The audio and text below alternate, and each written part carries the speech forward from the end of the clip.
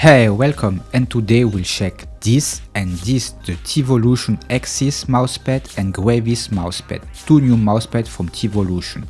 After the release of the Terra Gaming mouse, a G703 Superlight we have been waiting for, they come now out with two new mousepads. But this time, instead of being inspired by something already existing, they take the lead by making something completely new, interesting and innovative.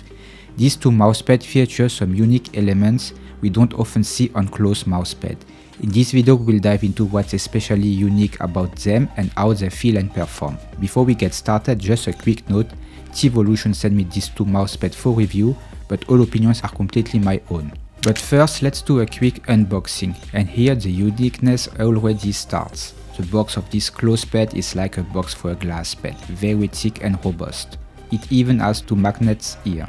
Kind of crazy and overprotected for a close pad. Underneath the pad there is a nice big sheet with all the characteristics. And exactly underneath it started with the uniqueness. So let's jump straight to the base. It features a silicone base. Yes, a silicone base which we normally see on hard glass pad. So that's quite unique here. As we know from silicone base, they stick amazingly well to the desk. Moreover, the design on it is really cool with that green wave pattern. Speaking of design, it's important to mention that this is an early sample and the final design is not guaranteed to be like this. Also on the surface it has a name here, and over here again that green pattern with a recap of the characteristic and size, which are 450mm by 400mm and 5mm thick. But one thing is sure, the surface feeling and characteristic will remain the same whatever design is on it. On one hand we have the Axis mousepad, a more balanced mousepad, I will say, compared to the Endgame Gear EMB Plus which I'm currently maining and which is close to the Artisan Hayate Otsu. The Axis feels a bit faster. It has lower friction in initial movement as well in dynamic motion, as you can see here. So it's a balanced pad leaning slightly towards speed, but still offers some nice control and micro adjustment characteristic, especially when putting a bit of pressure on the pad. Overall it's a solid balanced pad, slightly faster than an Artisan Hayate Otsu, with a 5mm thickness and well balanced glide with similar speed on both the X and Y axis. And on the other hand we have the Gravis mousepad, and this one is very unique and special. It's by far the slowest pad in my entire collection. I've never used such a sticky pad. Compared to a classic control mousepad like the Artisan Zero, it makes the Zero feel like an ultra speed pad. This Gravis pad is extremely slow. Look at the stopping power. The mouse stops instantly. I have amazingly high friction. You can clearly see here in dynamic movement, the mouse barely moves. I really have to apply high force to move it. If you have a heavy mouse, you won't need to go to the gym after a CS2 session, really.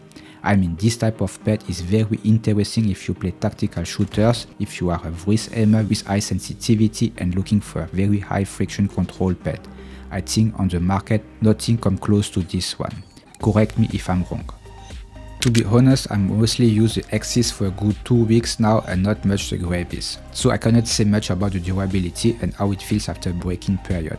Maybe the Gravis tends to get a bit faster a while but still amazingly slow, and as for the Axis, it loses slightly bit of speed out of the box after a few days, but I will say it still remains faster than the Hayate Otsu.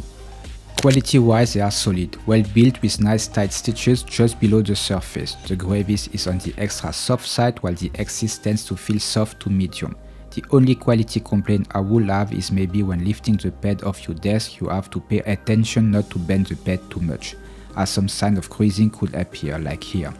But they disappear once it lays flat again. As the pads are quite thick with a rigid silicone base, you will probably want to use both ends when moving them around if you want to take care of it.